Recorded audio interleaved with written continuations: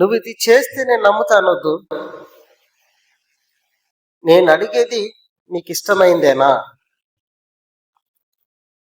ఇది నీకు ఇష్టమైతే చెయ్యి, నాకు మేలుకరంగా చెయ్యి అనేది నిజమైన ప్రార్థన.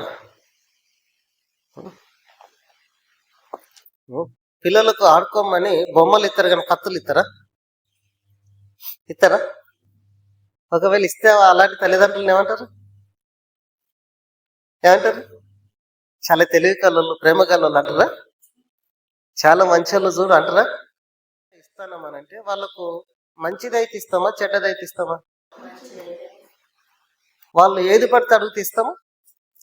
నేను ఈ బొమ్మతో ఆడుకుని కత్తి నాకంటే ఇస్తామా? కొన్ని తేలున్న చేతికి ఆడుకుంటా అంటే ఇస్తామా?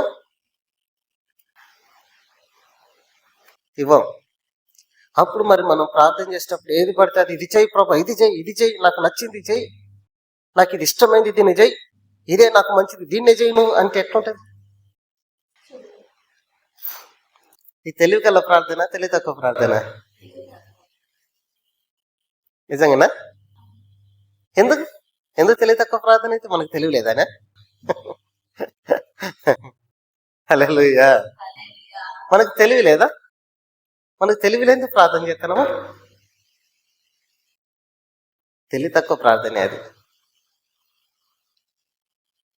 మనకు నచ్చిందంతా అడగడం కాదు, నాకు ఏది మంచిదో అది చెయ్యని అడగాల. అది నిజమైన ప్రార్థన. ఇప్పుడు ఆయన మనకి ఏదైనా మంచి చేస్తాడని మనం ఆయన నిజంగా ఆయన మీద మనకు నమ్మకం కలిగి ఉంటే ఆయన ఏం చేసినా మనం సంతోషపడతాం.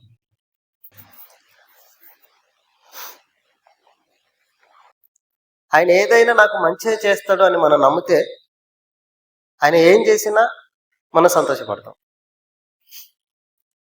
కానీ ఆయన కాదు చేసేది, నాకు నచ్చింది ఆయన చేయాలి అని అంటే, నీకు నచ్చిందంతా ఆయన చేయడు. చేస్తే మనిషి బ్రతకడు. ఎందుకంటే మనిషి కోరికలు అన్నీ ఎట్లాంటివి అంటే శాపగ్రస్తమైనవి, నష్టాన్ని కలిగించేటివి ఉంటాయి.